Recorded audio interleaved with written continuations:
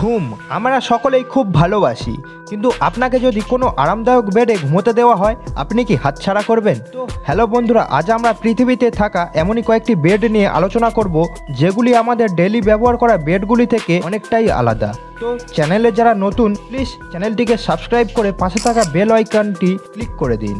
তো মূল ভিডিওতে চলে যাচ্ছি। প্রথমে রয়েছে কোস্টার বেড। এই বেডটি রোলার কোস্টার থেকে ইন্সপায়ার হয়ে বানানো হয়েছে। আপনার বাড়িতে যদি ছোট্ট বাচ্চা থাকে, আপনি যদি তাকে পাশে নিয়ে ঘুমোতে চান, তবে এই বেডটি আপনার জন্য খুবই কাজে দেবে।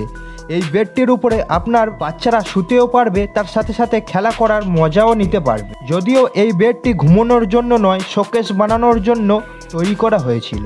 পরের বেডটির নাম হলো জায়ান্ট বার্ড নেস্ট। বন্ধুরা, আপনারা তো পাখির বাসা অবশ্যই দেখেছেন। এই বেডটি পাখির বাসা থেকে ইন্সপায়ার হয়ে বানানো হয়েছে। পাখির বাসার মতো এই বেডটি নতুন ধারণা প্রজননের জন্য তৈরি করা হয়েছিল। এটি গ্রিন গার্ডেনের প্রদর্শনী অংশ হিসেবে ডিজাইন করা হয়েছিল। এই বেডটির অনেকটা বড় হওয়ার সাথে সাথে খুবই আরামদায়ক। পরের বেডটির নাম হিল দ্য ডিউলেক্স। বেলুনের মতো দেখতে এই বেডটি অনেক সফট এবং খুবই আরামদায়ক। এই বলগুলি অনেক হালকা এবং মজবুতও আছে। বলগুলিকে একে অপরকে জুড়ে রাখতে গ্লু ব্যবহার করা হয়েছে, যাতে বলগুলি কোনো দিন ছেড়ে না যায়।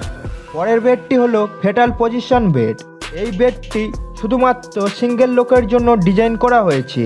আর একটা বিষয়, এমন অদ্ভুত দেখতে বেডটি আপনি হয়তো আগে কোনো দিন দেখেননি। এই বেডটির উপরে শুয়ে আমার মনে হয় না আপনি কমফোর্টেবল ফিল করবেন। আসলে এই বেডটি বানানো হয়েছে কাস্টমারদের আকর্ষণ করার জন্য, কারণ কিছু মানুষ ঘুমোতে নয়, দেখাতে ভালোবাসে। পরের বেডটির নাম হলো ব্রাশ বেড। এই বেডটির ডিজাইন ব্রাশের মতো হলেও আপনাদের কোনো সমস্যা হবে না। এই বেডটির মধ্যে আপনাদের বাচ্চারা খুব সাবধানে ঘুমানোর মজা নিতে পারবে, কারণ বেডটির ডিজাইন এমনভাবে তৈরি করা হয়েছে। পরের বেডটির নাম হলো স্লিপ বেলুন। এই বেডটিকে বেলুনের মতো কাস্টমারের জন্য কাস্টমাইজ করে বানানো হয়েছিল। এর পরের বেডটি হলো বেলজার বেড। এই বেডটি খুবই আরামদায়ক তো হবেই, তার সাথে এই বেডটির ভিতরে ফ্রেশ অক্সিজেন পাঠানো যায়। অনেক মানুষ ফ্রেশ অক্সিজেনের কারণে ঘুমোতে পারে না, তাই এই বেডটি তাদের জন্য বানানো হয়েছে। বন্ধুরা, এই বেডটি কেমন লাগলো কমেন্টস করে বলবেন, এবং উপরে বেডগুলির মধ্যে কোনটি সবথেকে আপনার ভালো লেগেছে নিচে কমেন্টস করে বলুন, এবং ভিডিওটি বন্ধুদের সাথে শেয়ার করবেন।